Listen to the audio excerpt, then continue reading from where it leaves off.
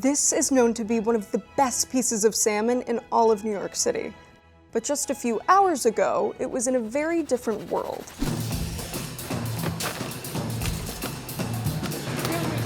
This is the Fulton Fish Market, where a single piece of fish passes through at least 10 hands in just a matter of hours, all while you're asleep. No better fish than the American red snapper. And one of the guys at the center of it all is Warren. What you're going to see is organized chaos. Let's go, pop that clutch! In fact, half of New York's restaurant scene comes out to the Bronx to secure the best fish for the rest of the week. From Michelin-starred chefs to Chinatown wholesalers and independent buyers, everyone comes right here with the same goal in mind, to get the best fish. The earlier you're here and the more well-connected you are, the better chances you have of scoring. The fish is the star of the plate. The seafood has to be ultra fresh. So what makes this place the go-to spot for fish sourcing? This building is selling millions of pounds of fish a week. You're not going to get any fresher than we're going to get here. This building is addicting. It's hard to really understand until you've lived it. This is an inside look at the billion-dollar fish market that powers New York City's top restaurants. It's 12 a.m., headed to the fish market, feeling good, feeling tired. Hi. Yeah, are you Brian? Oh, you're not Brian? Okay.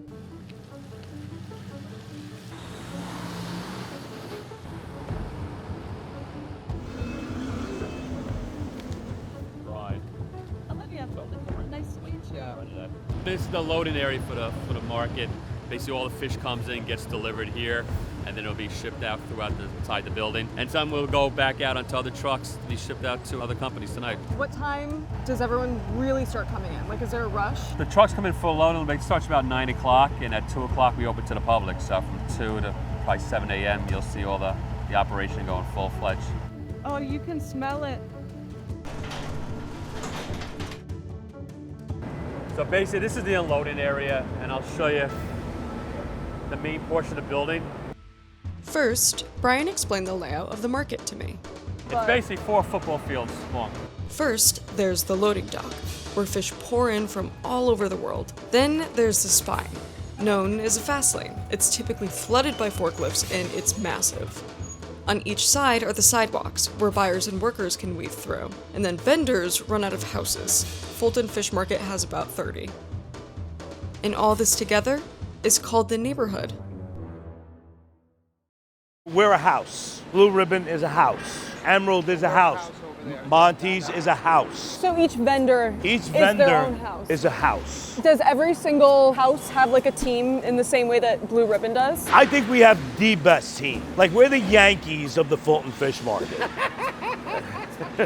If we don't win the championship, it's a failure season. I'm number 2. That's A-Rod right there. If you want to walk around, I'll show you the guys around. Yeah, let's do that. Richie, that's our head cutter. That's about 4 or 5 giant tunas. He cuts sword, tunas, you know? Keston manages inventory as it comes in. This is Joe, how do you know? Basically runs the clams and oysters. So if you're having oysters and clams anywhere in the tri-state area, there's a distinct possibility that Joe probably procured those oysters in that store. Jeff in the window, he's the money guy. Delfino, they make sure the product that we sell gets on the customer's trucks. This is Jake the Snake Roberts. He's basically the local fish expert. This is Warren, our owner. He's involved in every aspect. All these companies are competing for the same audience. Who can have the better fish for the best price and yet pay the boats back the best price? Right now it's quiet. Everybody's trying to figure it out. Everybody's getting set up. There's a little bit of a hum in the air. We hear the machines, we hear the rock and roll. In a few minutes, the doors are going to open. You'll see the customers come in. You'll get to observe firsthand. A nickel means a lot in this business. I think when the meat delivery comes in, they count the boxes, or the produce comes in, they count the boxes. But when the fish delivery comes in, the chef stops what he's doing. The chef wants to go and connect with that delivery. They're gonna look at the eyes, the gills, feel the fish. Eddie, what do you need? Come on. You're gonna have to piece a lot of this shit together. I also like all of the interruptions because it shows how busy everything is. This is not busy.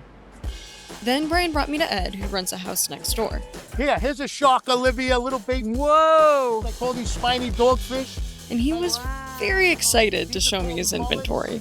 These come from down south. It's nicer when the eye is convex as opposed to concave. It means it's fresher. And if it's gold, if it's in the brown color and not a white, pink, or red color, if it's a golden eye, browner eye, and it's convex as opposed to concave, so you can't sink your finger in the eye, that's another sign of freshness. How cool is the squid? 8 little arms, 2 long arms. That's awesome. Right? Then you have to watch out because if you turn around real quick, Jack, there's some unsavory characters that mom and little sis have to watch out for in this market. All right? So just keep that in mind when you come. Everyone seems to go about their job in their own unique way. Some people are blasting music, some people are shouting, some people are having fun, but overall, everyone seems to just be getting their work done. This guy and everybody else, get out of here. I got no time. You guys are right now. It's not how you get the work done, but it's whether or not you get the work done. What is that tool? Do most people decorate theirs? I'm pathetic, and I'm wearing this thing for like 44 years, and he does. Look, he's got something.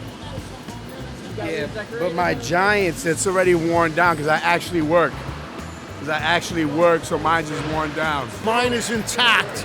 You know, I try to use it as little as Tell the audience possible. why yours is intact, Eddie boy.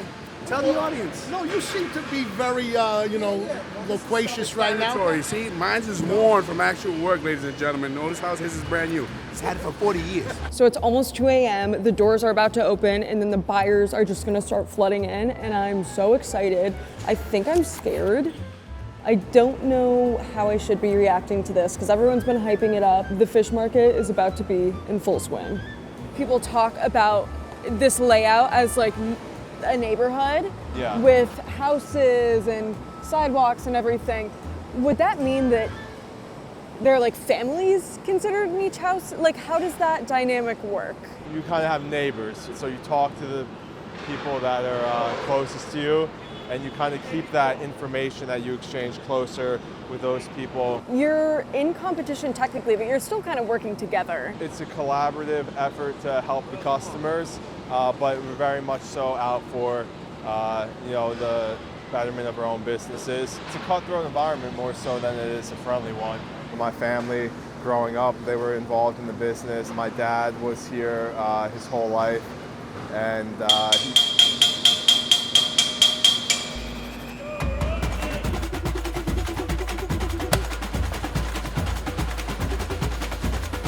The main difference that I'm noticing after 2 a.m. versus before 2 a.m. is that yes, people are rushing in, it's more chaotic, it's more crazy, fish are getting chopped, but the main thing I'm noticing is that the forklifts are going crazy. I've never seen more forklifts in my entire life, just back and forth and back and forth and back and forth. And it seems like a lot of the customers are actually in loading trucks outside. So a majority of the customers aren't coming inside the building. And it might be because they don't want their jacket to smell like mine does right now. But I don't blame them for that. halibut here is a little gray, not so eye-peeling, but you take a cut of the meat and you see that it's still fresh. On the inside, it's what counts. We live in a perishable world. You've got to make split-second decisions on whether to take a sale, not take a sale. You've got to have the right price, the right product. You can never just do one thing at a time. You're always doing 2 or 3 times and thinking ahead, what's going on next, watching the whole stand, watching the customers, where'd they come from, what are they looking for, what do they need, what's the pulse of the market, is it busy, is it not busy? Do you got to drop prices to make your market, or you feel like the market's going to get tighter and hold firm?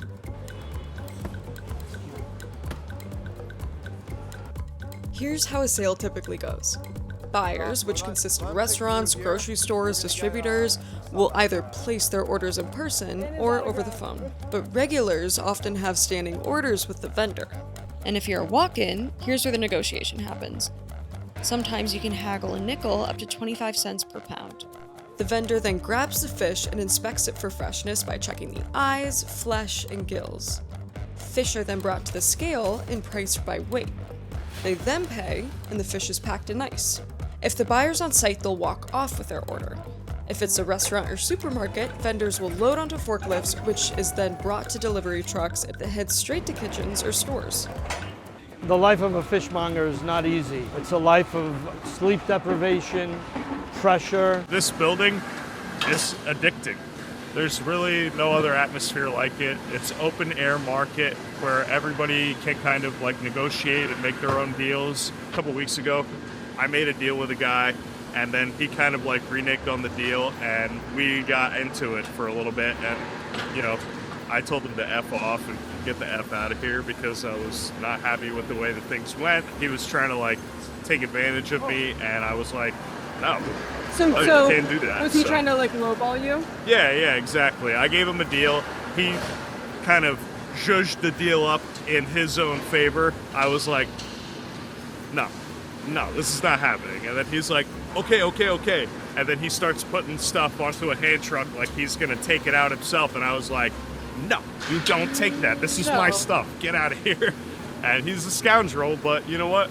That's part of his business. He's a bottom-feeding customer. Yeah. So, And you've never seen him again? No, he's here all the time. Actually, we dapped it up Monday morning that following week. He was like, hey, how you doing? And I was just like, come watching you. Everybody tries to do something different in the market to stand out. At Blue Ribbon, one of our big things here is our Hidden Fjord salmon. We're the exclusive distributors of the Hidden Fjord salmon here in the Fulton Fish Market. That'll go to Le Bernardin today.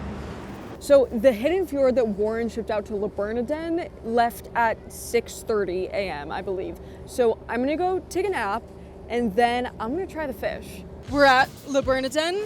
Let's go meet Chef Repair. He's the man behind the 3 Michelin-starred Le Bernardin. He's hosted TV shows, written bestsellers, cooked alongside Anthony Bourdain, and he also happens to be one of Blue Ribbon's biggest customers. And we got an interview with him. Very simple. We want the best seafood that is possible on the market, and therefore we have a very special relationship with our purveyors. Approximately 60% of our seafood comes from Blue Ribbon. To have a good relationship with them is very simple. You pay on time, and then you get the best fish of the market. New York is the capital of the world, and people from every side of the planet are coming with different cultures. So it's a little bit of a natural fusion in New York, because inspiration comes from the surroundings. So the handling of the seafood has to be very quick and very well organized. And then whatever goes in the plate has the mission to elevate the fish to the next level. Every element that goes in that plate will elevate the fish.